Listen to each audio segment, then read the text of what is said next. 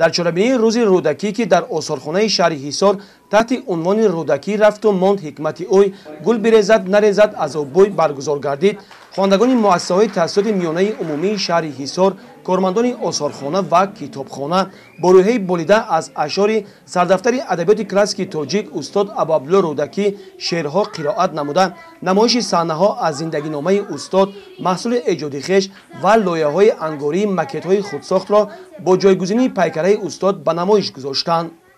تا جهان بود از سری آدم فراز، کس نبود از راز دانش بی نیاز، مردمانی بیخرد اندر زمان.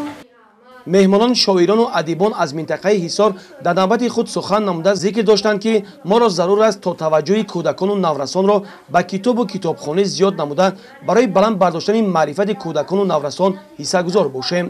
мақсад аз баргузории чунин чорабиниҳо ин ҷалби наврасону кӯдакон ки ояндасози миллати тоҷик мебошад ба китобу китобхонӣ ва бештар рӯ овардан ба асарҳои бадеӣ мебошад. ҳунармандони шӯъбаи фарҳанг ва кӯдакон бо шеъру суруд ва рақсҳои дилнишини хеш таби ҳозиринро болида гардониданд.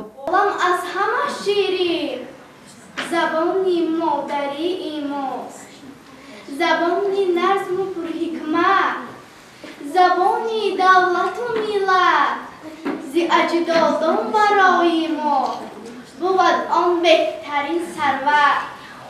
ҳамчунин аз ҷониби хонандагони муассисаҳои таълимии шӯъбаи маориф, кормандони китобхона, осорхона ва шӯъбаи фарҳанги шаҳр як барномаи ҷолибу рангин пешкаши меҳмонон гардонида шуд.